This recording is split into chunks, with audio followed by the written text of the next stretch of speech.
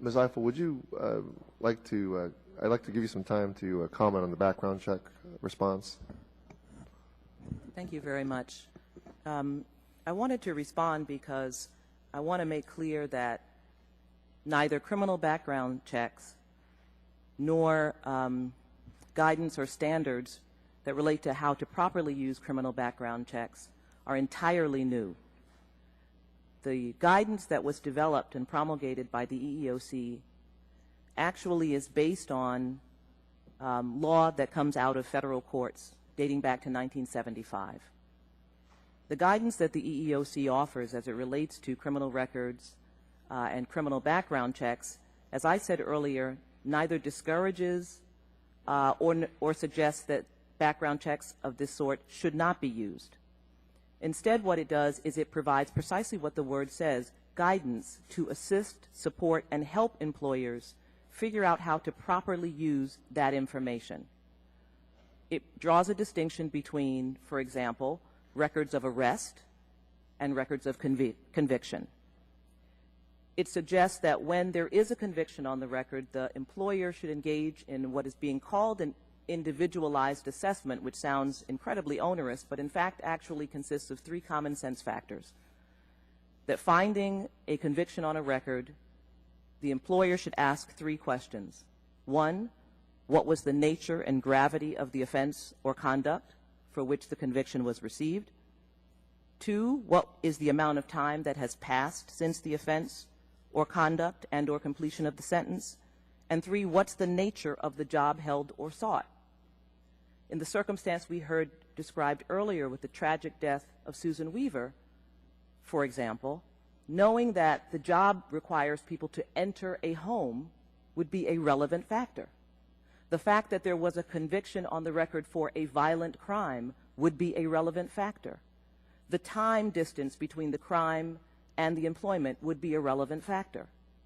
Earlier, Mr. McCracken suggested that it is not logical for employers to exclude employees based on these records if, in fact, the crime is not relevant. But it does happen. We represent a woman named Barbara Harrison right now in Texas, a 58-year-old grandmother who applied to be a school crossing guard. When her background check was done, a charge came up from 40 years earlier of a fight she had with another girl when she was 18 years old. And despite the fact that Ms. Harrison has worked for the city of Dallas for 28 years, the job offer that had been extended to her to serve as a school crossing guard was withdrawn. And the guidance is meant to help employers make distinctions between those kinds of situations and the situations that appropriately require the exclusion of a potential employee. Thank you, Ms. Ifill. The example you just brought up sort of resonates with some of the findings I've had traveling through my district, speaking to both employers and frustrated prospective employees. That sort of disparity between, I mean, that's also a common sense instance. I mean, Ms. Bone, you talk about representing common sense, and I recognize the common sense that you represent, but I think we could agree that the situation of a 40-year-old offense, I mean, much time has passed. I mean, these are reasonable guidelines and standards.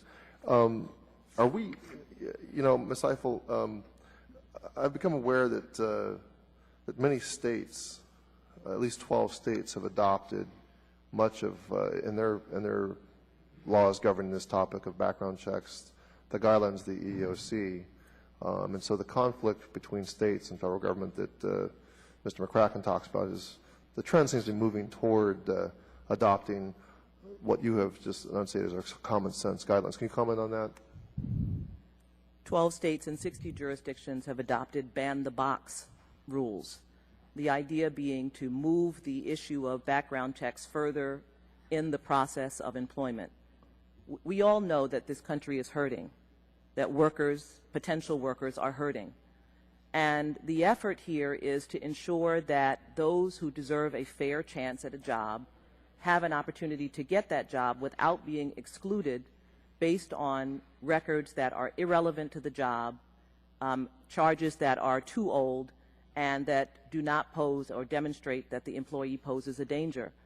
And so many states have recognized this, and increasingly businesses are recognizing this as well. Target, as you may know, has decided to ban the box. That is, the box that asks about criminal records early in the application process, and instead moves it to later, where the employer has an opportunity to engage in the kind of assessment that the EEOC guidelines suggest.